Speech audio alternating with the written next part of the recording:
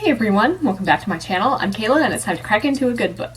So today's video is going to be a wrap up, and this is books, I think 11 through 20 that I read in August. You know, with this like inadvertent 2-week break, I'm a little bit behind my wrap ups, but that's okay. I have 10 books to talk to you about today, obviously. Like always, we'll start at the lowest rated and work our way up to the highest rated. So I only have one 3-star book to talk to you about today, and that's Star Wars Death Troopers by Schreiber. So you'll notice I had like a little bit of a Star Wars kick with like 3 books in this particular chunk. But anyway, so this is basically like what happens if Star Wars had zombies.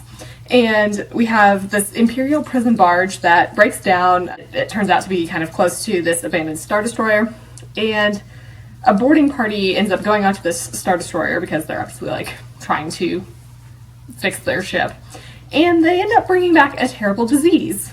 Unsurprisingly, that's where the zombies come in. So the remaining survivors are obviously trying to stay alive.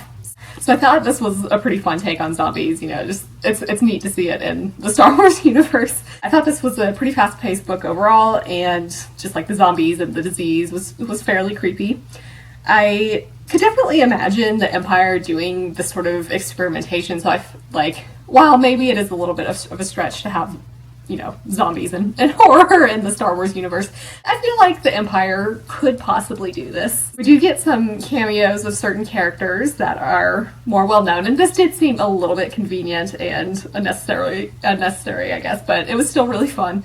In general, I don't feel like any of the characters are particularly memorable. Like, this is definitely a much more plot-driven book, I think, but still, it was a really fun read, and we do get some like gory zombie parts, so that was pretty enjoyable. We also have some more surprising moments as well. So overall, like, while this is by no stretch of the imagination the best Star Wars book I've ever read, I still really had a good time with it. So now we move to the 4-star books, and the first book I will talk about today is A Labyrinth of Science and Sorcery by Craddock. So this is the second book in this Risen Kingdom series, and the first book is An Alchemy of Masks and Mirrors, I think. So it's kind of like mostly fantasy, but there's some steampunk elements to it. This is a trilogy, and the third book just came out, I want to say I think in August, actually. This is mostly based on like European societies. We have like cultures based on French, Spanish, German cultures. We follow our main characters, Isabelle and Jean-Claude, and Isabelle uses her wits and determination to save the day, basically. Jean-Claude is a musketeer, and he's the protector of Isabelle. Isabelle ends up losing her noble status in this book, and Jean-Claude is investigating some murders that are occurring. And basically they have to outwit everyone in order to save the Empire. So this was really enjoyable, and I actually had like kind of forgotten how cool this world is, and I don't know why I had been postponing reading this, because I really enjoyed An Alchemy of Masks and Mirrors, so like I really have no idea why I waited so long to pick this one up. We get some really interesting magic here. There's like mirror walkers, essentially. A lot of the magic here in this particular empire is based on like blood magic, essentially, and so you have these things called blood shadows, and they're really kind of scary, but pretty cool. We have some shapeshifters, we have more elemental magic, like with wind and fire. There's also like animation and, you know, animating inanimate objects. We get more fun stuff about the different types of magic and just like how magic works biologically speaking. In this world, nobles do have magic, and they kind of look down on those without magic. Our society is very much based on magic, and like you can't inherit a noble title or whatever without magic. So like this book definitely deals with this sort of bias throughout, and we do have some characters trying to change these laws. There's a whole bunch of schemes happening here. I liked how everything ended up like kind of melding together. Isabelle continues to be fabulous. I really like her. She's very smart and like pretty mathematically minded, which is awesome. She really wants to help and, you know, like save people. She is very much focused on what's best for the Empire, even if it's at the cost of her own wealth and status. Jean-Claude is also fabulous. I like how he's an older protagonist, and he's obviously very caring towards Isabelle, though like outwardly he's kind of gruff, which is fun. In terms of like the plot, you know, I really liked this murder subplot, and it's definitely like on the darker side of things. Certainly there are some content warnings for things like torture and medical experimentation. Throughout the book, I definitely felt worried for Isabelle, and the plot was very interesting throughout, though sometimes there were maybe some mild lulls in pacing, but overall I read it pretty quickly. We have some new side characters who were introduced, and I'm kind of anticipating that they're maybe going to have a larger role to play in the final book. So I'm definitely excited to finish this trilogy, and like, if anything what I said sounds good to you, I would definitely suggest picking up this series. The next 4-star book I'll talk about is Stormsong by C.L. Polk. So this is the sequel / companion novel to Witchmark. And this is, I think, kind of like a historical urban fantasy. Grace and her brother Miles have fixed this atrocity in their nation, and now they're having to deal with the consequences and like fallout from this. The power is out in their country, basically, and there's a whole bunch of winter storms on the horizon. We have a hostile queen, some rogue mages, and politics standing in Grace's way. We also have a photojournalist who is coming closer to dangerous secrets. So this was another great book in this series. It feels to me like, I don't know, something about the writing just feels really cozy, I guess. I thought it was pretty well paced overall, and I liked being able to explore the fallout of the first book. It feels definitely pretty atmospheric. It's very wintry, and like you can feel the storms pressing in. We have some fun schemes and a murder mystery to investigate, which I really liked. The characters are lovely. What's interesting is I actually didn't particularly care for Grace much in the first book, but I actually ended up liking her quite a bit in this book, so I feel like that kind of like speaks to the strength of C.L. Polk's writing, like making me care about characters who I didn't originally like.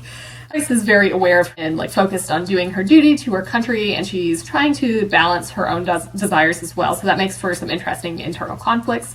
She's very intelligent and powerful, which I can appreciate. And then this photojournalist, Avia, seems really fun. I really liked how she rebels from her family, from these family duties in order to pursue her own dreams. I liked the romance that's starting to develop here. It's kind of more of a slow burn, I think. In terms of the romance, it is a female-female relationship, and I feel like just the series in general is very like LGBTQ plus positive, and we get a lot of great representation there. It's a really intriguing world, and it's just so good. We do see Miles, who is the main character from the first book here, but Grace is definitely much more the focus. So we did get some surprises, I think, with the plot, and I definitely want to read more in the world, which is nice because I think there's a third book coming out next year at some point. In terms of the politics and these schemes, I think it'll be really interesting to see like the consequences and, you know, results of what has happened in the next books. The next 4-star book I'll talk about is The Year of the Witching by Alexis Henderson. So this is kind of like I'm not exactly sure how to classify it, like a historical / dark fantasy / horror type book, where we have this land, Bethel, and it's like very religious, and it's led by this dude known as the Prophet. We follow our main character, who is the result of a union, obviously, between her mother and an outsider of a different race. So she is definitely looked down upon in this society. So she's like basically just trying to live life according to like this holy protocol in order to kind of like not really draw attention to herself. One day she ends up in this dark wood where the spirits of 4 witches lurk, and she ends up with her like obtaining her mom's journal. She learns things about the church and its history, as well as, you know, threats to this culture. So I thought this was really enjoyable. It's definitely fast-paced, and I really liked the structure of the plot, which I don't want to spoil things, so I'm not going to like say much about it, but there's like reasons behind different sections of the book, and I definitely enjoyed those. I think this is a fantastic fall read. It's, you know, dark and witchy, and like it definitely reminded me of sort of like a Salem witch trials type setting and vibe, I guess. And I think I had seen that Alexis Henderson was inspired by the Salem witch trials, so that definitely makes sense. It's mostly set in a couple of locations, so we kind of get to experience them a bit more. Like we've obviously got this place where our main character grows up, and then we have like the dark wood, and the woods are definitely super creepy, especially with the witches. I really liked all of these witches and how the 4 of them seemed pretty distinct. The church definitely seems nefarious, and you know, it's one of those things where it's like I don't love how women are not treated well, and it kind of has this cult-like feel to it. So that was kind of interesting to explore this society and just seeing changes that kind of happen. Our main character I thought was quite interesting. I can definitely understand her desire to fit in and just like try to fly under the radar, basically. She's treated pretty terribly by the rest of the community because she is this sort of outsider, but I really liked watching her journey throughout the book. There's obviously definitely a lot of comments on racism and just being mixed race. So we do get some interesting revelations with our main character, and I really like seeing her strength of character. There are some content warnings here for like things like death, racism, murdery things, domestic violence, and pedophilia, so do be aware. But yeah, I really enjoyed my time with this, and I would definitely recommend it. The next 4-star book I'll talk about is I Come With Knives by S.A. Hunt. So this is the second book in the Malice Domestica series, and this is the one that I've kind of been talking about recently. It's like, we follow Robin, who is this like witch hunting YouTuber, and she is still trying to destroy this group of witches in order to avenge her mother. In this particular book, there have been some abductions in this town by this stranger known as the Serpent. We also have an order of magicians who are after Robin, our main character. So she's obviously having to deal with all of these things, and as well as secrets about her past. I thought this was an enjoyable second book. I don't think it was quite as good as the first for me, but I think it was maybe just due to like specific types of horror that are in this book versus the first book, and just like, you know, what kind of meshes well with my own reading taste, I suppose. So again, this is like a dark, witchy sort of book, perfect for the fall. It's pretty well paced, though I think there were some side plots that were maybe not fully needed, or like, I don't know. I kind of wished more had happened with more things. So it's like, it's kind of tough. Like, either, like, I feel like these side plots just weren't quite enough for me. So either I wanted more of it, or just like to not have them at all, I suppose. So like, you know, one or the other. There were some really interesting revelations that I didn't predict. There's definitely some really gruesome, gory scenes. Like this book is definitely more body horror than the first book. And that's, I think, where I struggled a little bit. Like, body horror is not really my thing. There's definitely some like pretty graphic scenes, like with some animal sacrifice and just like, I don't know, violence towards animals and vomiting things. It was a lot.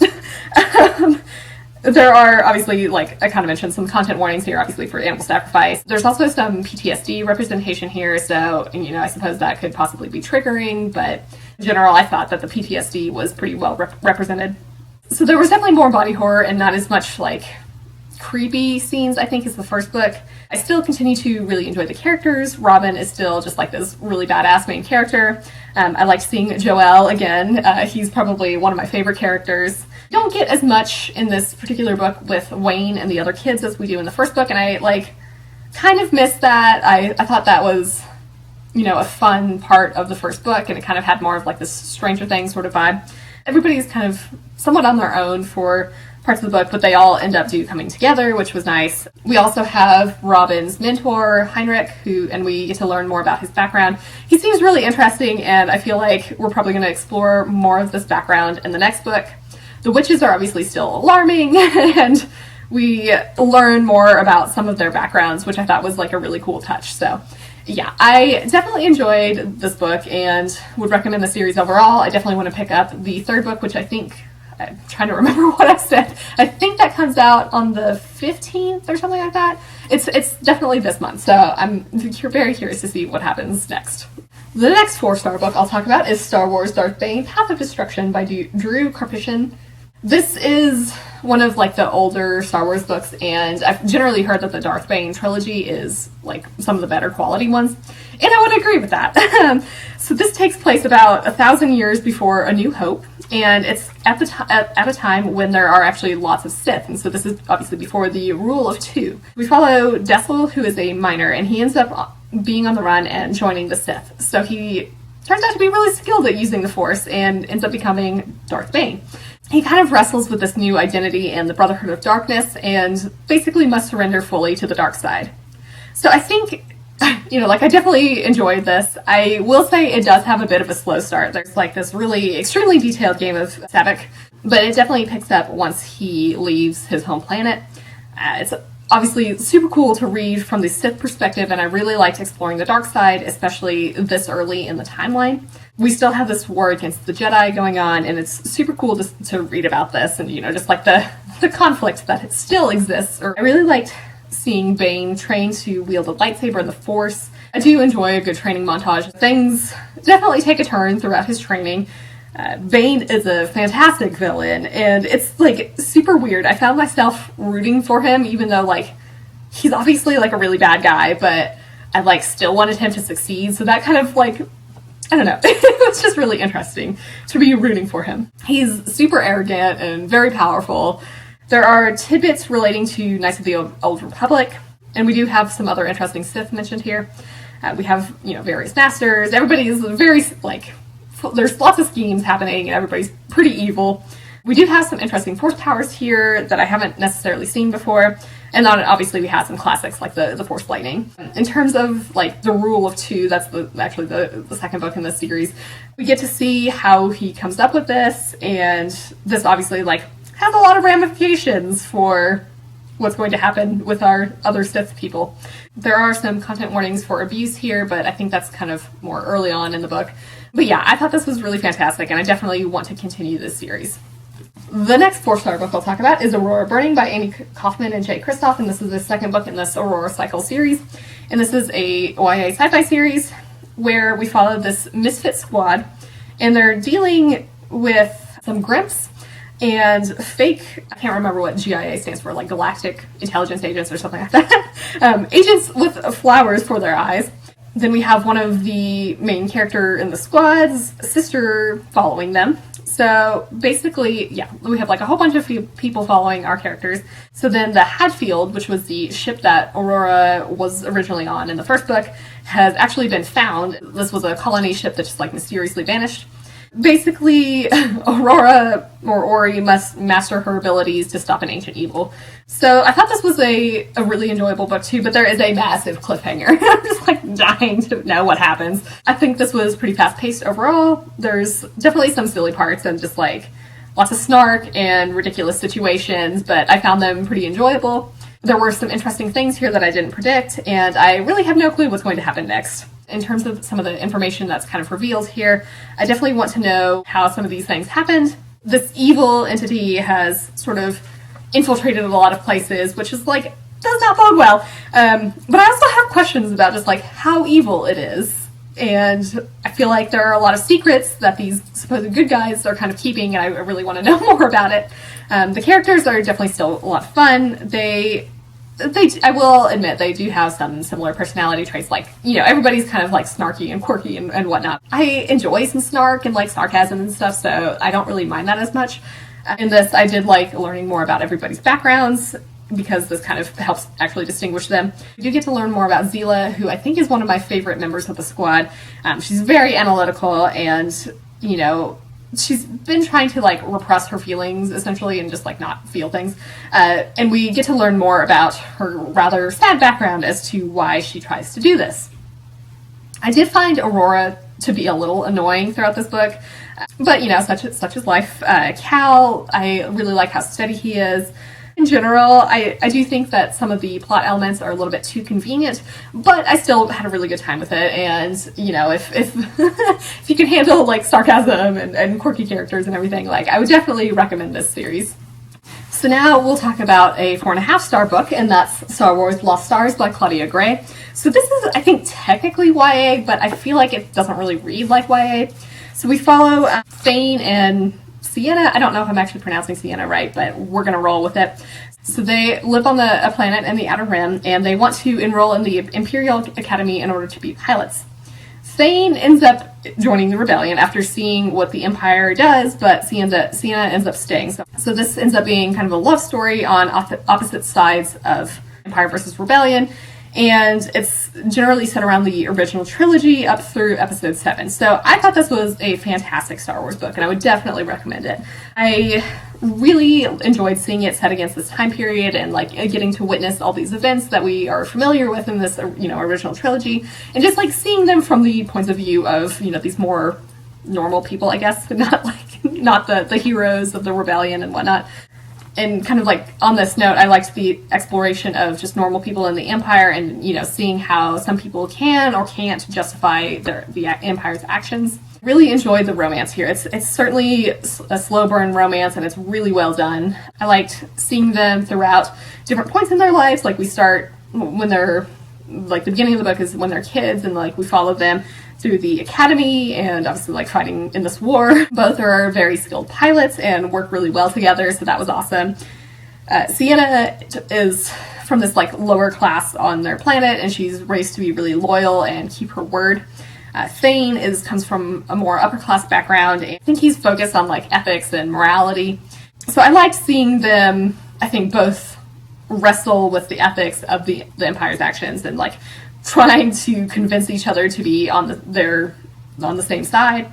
We come into contact with some of like the major players here, and it's just kind of sometimes funny to see like their impressions of these heroes or the villains. I think it felt very true to the movies and the universe. I would definitely recommend this, and like I said, it doesn't really feel like a YA book, so like don't let that label like make you hesitate in picking this up. So now we get to our 5-star books, and the first book I'll talk about here is The Sword of Kaigan by Wang. So I did this as a buddy read with Angela from Literature Science Alliance, and this is a standalone adult fantasy. So we have this Kaiganese empire, and there's people, like it's made up of people with these special water powers. And this particular, like the Sword of Kaigan is this peninsula where warriors in this area have repeatedly held off invaders, and they've like kind of earned this nickname.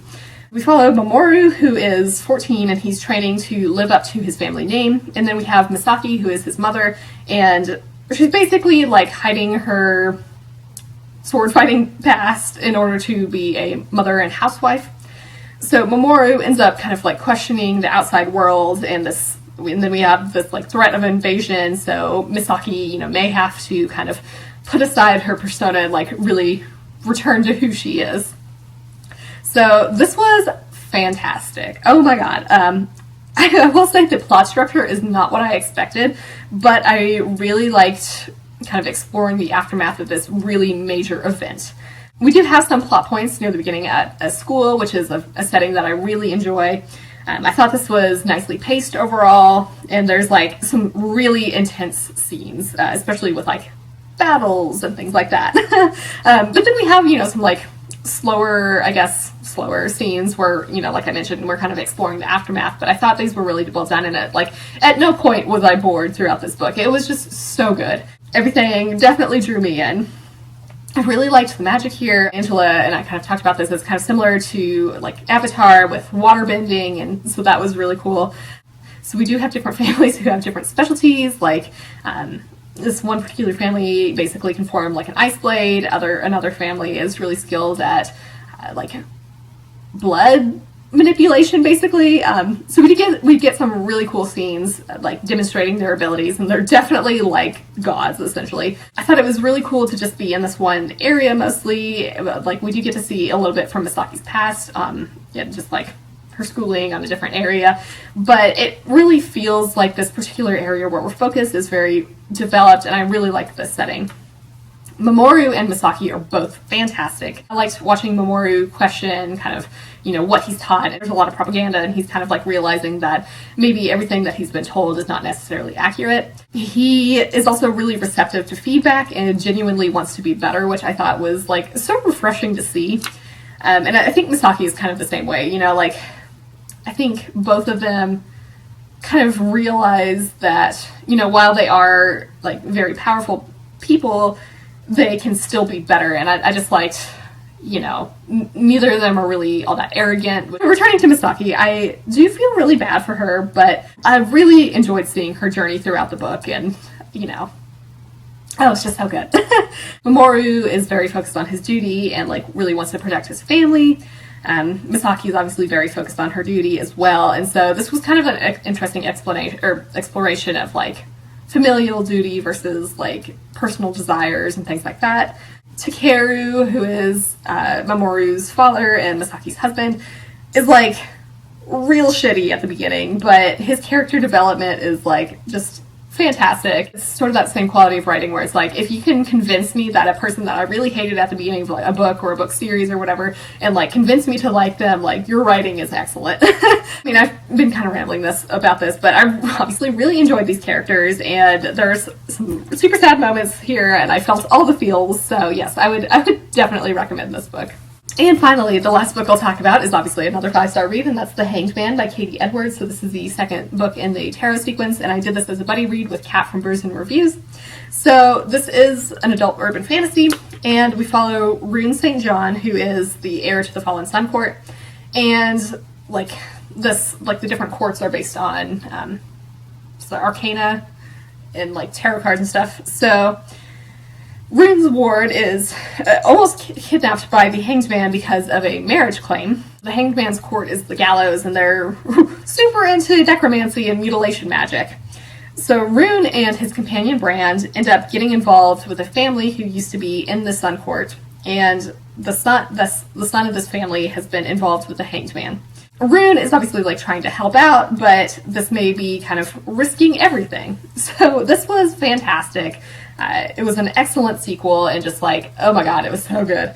It's engaging, it's pretty fast paced overall, but like again, even in like the less action filled parts, it's still like just really fantastic. We get a lot of really exciting moments in this. Like, basically there's a haunted battleship, which was super cool and super creepy. But this kind of leads into, like, this definitely has a lot of darker moments in this book. Like, the Hanged Man is ridiculously creepy and is such a good villain. And kind of like, along with these like darker themes, there are some content warnings here for things like, you know, rape and pedophilia, and torture, probably. I mentioned, like, the Hanged Man is an excellent villain, and I really wanted Rune and everybody to win. We have some new things revealed here, and I really liked how we kind of explore this, and just like generally speaking how things come at a cost. The characters are still really fabulous, and they're definitely a strong point of this series. There's excellent banter between everybody, and the relationships are just so good. We have this like really strong family aspect with all of our group of characters, and you know, I really like the romance in here, and just like how I don't know, everybody is just like kind of respectful of each other, and just like, you know, Rune obviously has this very close bond with Brand because Brand is his companion, and you know, our love interest is kind of respectful of this and doesn't really get jealous or anything like that, and like demands that Rune give all of his attention to him.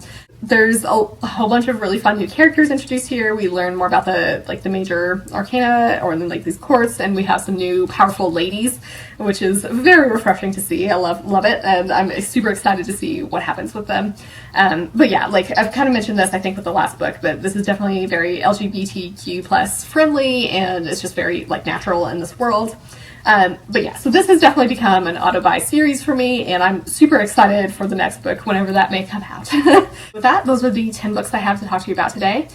Let me know in the comments if you've read any of these books or think you might pick them up. And for your question of the day, let's just go with, like, are there specific books that you like to read in the fall? Like, I've noticed I'm kind of like, you know, I had a little bit of a, like, dark witchy type theme going there for a little bit.